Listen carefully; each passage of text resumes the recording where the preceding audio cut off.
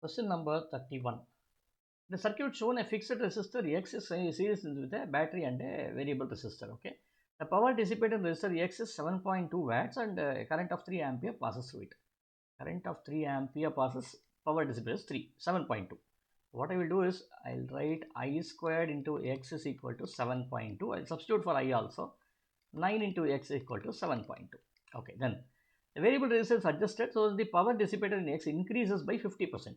Increases by, which means what?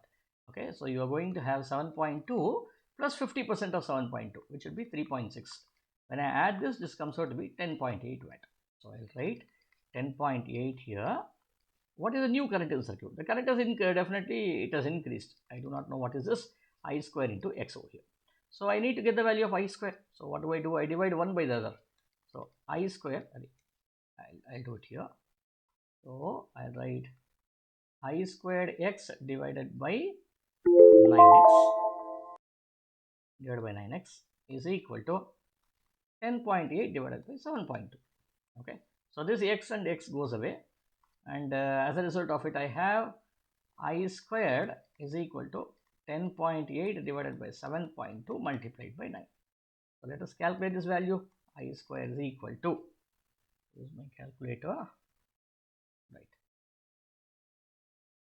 So I have 10.8 star 9 divided by 7.2.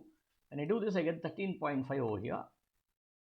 13.5, the value of I should now be equal to, I should be square root of 13.5, which is 3.67. 3.67 amperes.